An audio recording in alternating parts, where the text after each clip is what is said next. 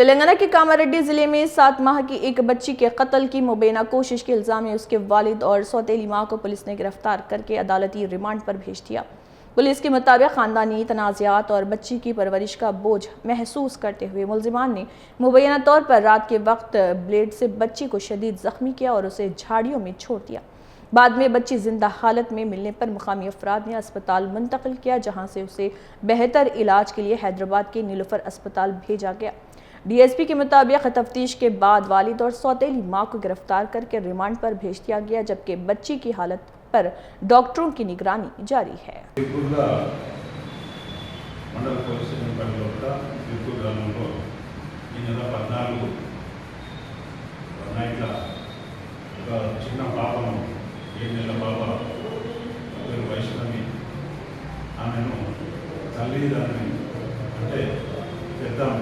భర్తకు ఎవరైతే సతీష్ ఉన్నారో ఆయన ఇద్దరు భార్యలు, మొదటి భార్య పేరు శైలజ, రెండవ భార్య పేరు సంధ్యవారు, సొంత అక్క చెల్లెలవారు, అదే గ్రామానికి చెందినవారు.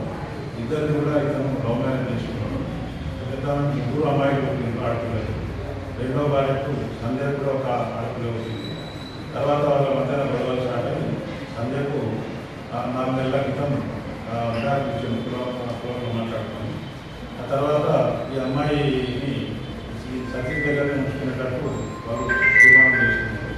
ఈ క్రమంలో సతీష్ దగ్గర అమ్మాయిన వల్ల ఈ కుటుంబంలో శైలజకు మరియు సతీష్కు తరచుగా గొడవలు స్టార్ట్ అయ్యాయి. అందరూ ఆడపిల్లలే ఉన్నారు అని చెప్పి అదొక కారణం.